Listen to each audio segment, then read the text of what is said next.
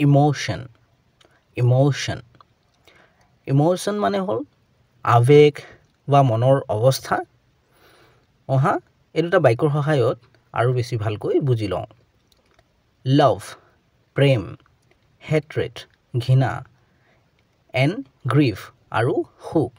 R ইমোশ্যনছ এইবোৰ কি হয় আৱেগ হয়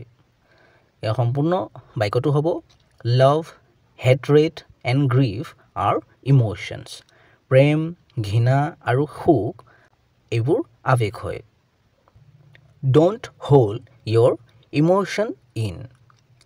নিজৰ আৱেগক ধৰি ৰাখিব নালাগে ক্ৰাই কন্দা ইফ ইউ ৱান্ট টু যদি তুমি ইচ্ছা কৰা বা বিচৰা ইয়াৰ সম্পূৰ্ণ বাক্যটো হ'ব don't hold your emotion in cry if you want to নিজৰ আৱেগক ধৰি ৰাখিব নালাগে যদি ইচ্ছা কৰা কান্দা চেনেলটোত আৰু বহুতো ভিডিঅ' আছে গৈ চাব পাৰা লাইক শ্বেয়াৰ আৰু ছাবস্ক্ৰাইব কৰিবলৈ নাপাহৰিবা